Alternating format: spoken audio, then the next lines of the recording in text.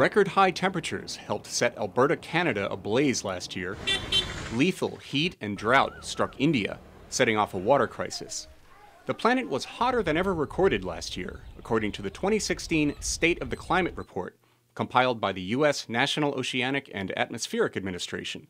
Co-author Deke Arndt spoke to VOA by Skype. Well, it confirms what we know. We know we live in a warming world. We know that that world is going to continue to warm. We know that this is going to cause issues around the world. The report says an exceptionally strong El Niño weather pattern helped to heighten extreme temperatures, droughts, and heavy rains.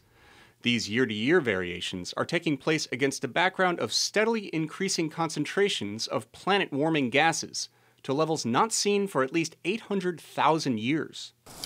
Nearly 500 scientists from 62 countries contributed to the annual checkup of the Earth's climate. Arndt says they have little doubt as to why the planet is warming. We can always refine the numbers on exactly what percent is coming, but the vast majority is coming from human activity, and that's very abundantly clear. That puts the report at odds with the Trump administration. Environmental Protection Agency Chief Scott Pruitt disputes whether humans are responsible. I believe the ability to measure with precision the degree of human activity's impact on the climate is subject to more debate.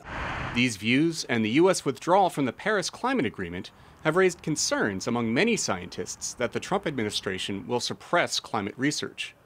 Those scientists gave the New York Times a draft report from 13 government agencies that says human activities are primarily responsible for climate change, and there are no alternate explanations. White House Press Secretary Sarah Sanders says it was, in her words, disappointing yet entirely predictable that the Times would write off a draft report without first verifying its contents with the White House.